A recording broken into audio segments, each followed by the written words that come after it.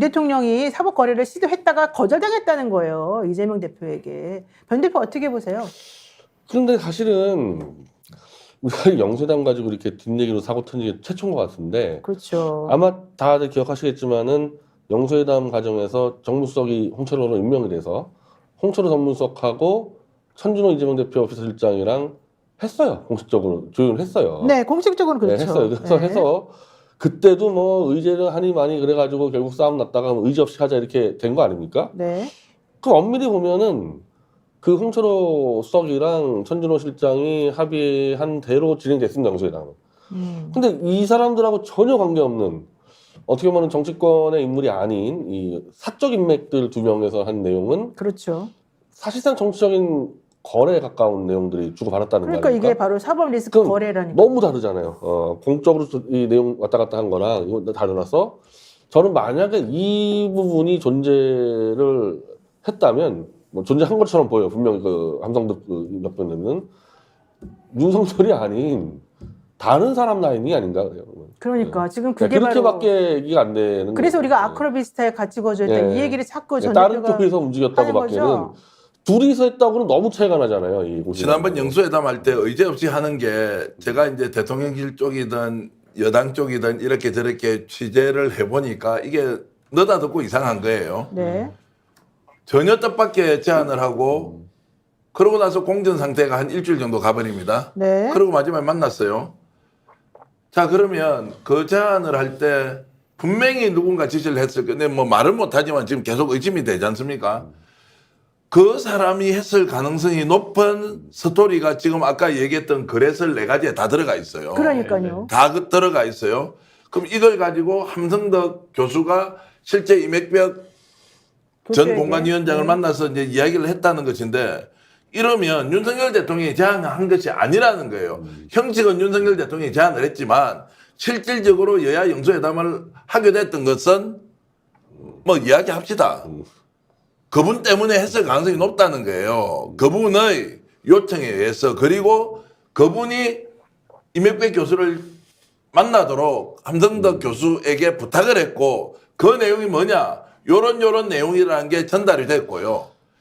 이게 완전히 실패돼 버렸잖아요. 그래서 지난주 또 말에 우리가 방송할 때 어떤 이야기를 최초로 제기했으면 지금 김건희 여사 건강에 굉장히 문제가 있을 수 있다. 극심한 정신적 스트레스 때문에 치료를 받아야 되는 상황이다. 이 얘기 했지 않습니까?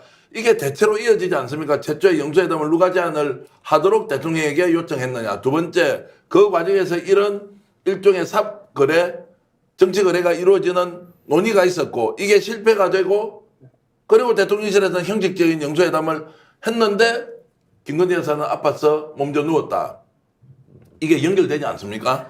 그때 되게 중요한 게 있습니다. 뭐냐면 결국 이런 식으로 했는데 이재명 대표 측에서 다 거절했다는 거잖아요. 네. 그게 공식적으로 영수회담 하기 전에 일어난 일이잖아요. 그리고 난 다음에 우리들이 알고 있는 건 겉으로 나온 공식 라인이잖아요. 공식적으로 나왔을 때는 의제를 뭐 이걸 넣네 저걸 넣네 난리를 치고 있었었는데 그때 거의 결렬 분위기를 갔었어요. 그러다가 마지막에 이재명 대표가 그냥 다 필요 없다. 우리가 무조건 아무거나 다 받겠다 해가지고 사실 성사가 됐어요. 요 틈에 처음에는 거절하니까 이제는 그냥 다 끝났나 보다라고 포기를 했다가 마지막에 이재명 대표가 그냥 의지 없이 가면서 내가 받겠다고 하니까 마지막 지푸라기 잡는 심정으로 사실은 대통령실에서 이거를 잡았을 가능성이 있고 그래서 구체적으로 디테일하게 뭔가 조율하지 않고 일단 급하게 자리를 마련해서 아까 보듯이 정말 차 한 잔만 갖다 놓고 물과 차만 갖다 놓고서 회담을 했는데 결국 내용이 아무것도 없이 그냥 끝이 나버려서 여기까지 오게 된 상황이 아닐까? 여기서 조금 보태면요. 지푸라기를 잡는 심정으로 대통령실은 이재명 당대표를 만났겠지만 그랬죠. 이재명 당대표가 이 내용을 확인해보니 이거 완전히 꽝이구나. 절대 받을 수 없구나. 그래서 물러서지 않고 그냥 만나자. 라고 정치적 판단을 했을 가능성도 근데 있어요. 그러면 변 대표님 처음에 그 비공식 라인을 통해서 일단 말이 갔다면 네. 우선 이 얘기 자꾸 하는 전제는 함성득과 이명백이 굳이 그런 얘기를 바깥에 나와서 떠들면서 거짓말할 필요가 없다는 것 없죠. 때문이죠. 네. 이분들은 명예를 먹고 사는 교수들인데 이 나와가지고 거짓말하면서 자기들이 무슨 뭐 정치인도 아닌데 떠들 필요가 없으니까 일단은 사실같이 보인단 말이죠. 그래서 이제 얘기를 끝내는 건데 그렇다면 윤석열 대통령으로부터 직접 오다를 받지 않은 비공식 특사들이 만나가지고 얘기를 지금 주고받았다는 거잖아요. 감히 어떻게 감히 윤석열 대통령이 그 명의를 빌려서 이런 얘기를 할 수 있게끔 상황이 정리가 될 수 있습니까?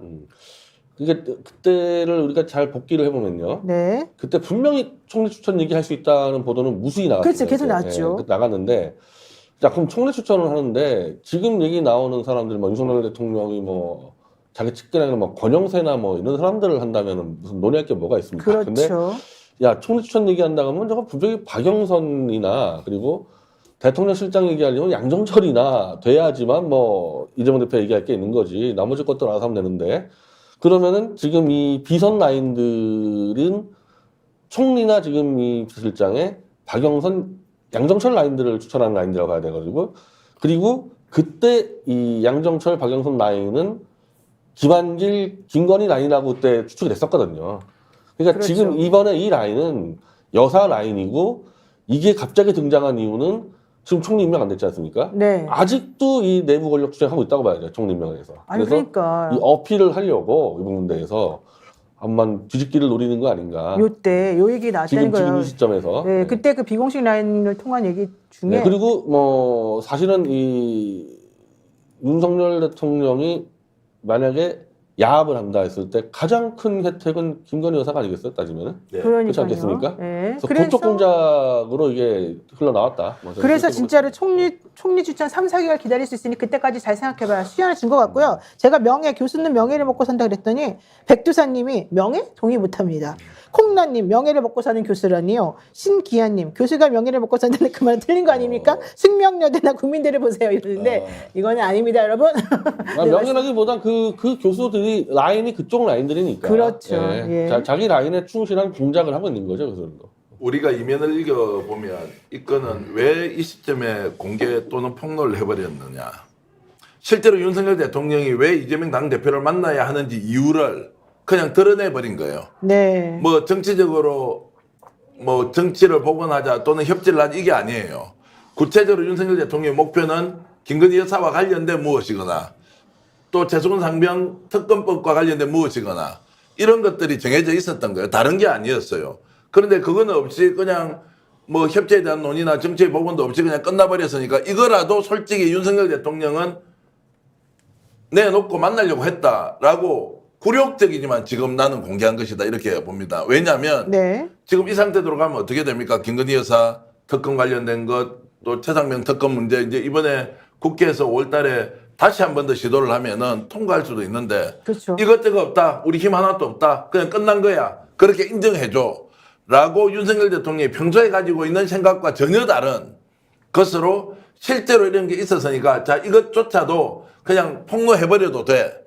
라고 저는 누군가가 바라고 있었을 것이다. 그렇지 않으면 이게 나올 수가 없죠. 비밀 특사를 누가 나와가지고 열흘도 안 돼서 폭로를 하는 경우가 어디 있습니까? 당 대표실에서 직접 만났다고 하는데. 그러니까 스픽스는 말하는 언론입니다. 대세는 유튜브, 그중에서 스픽스. 좋아요, 댓글, 구독, 알림 설정. 여러분이 저희를 사랑해 주시고 우리가 여러분을 사랑하는 4가지 방법입니다.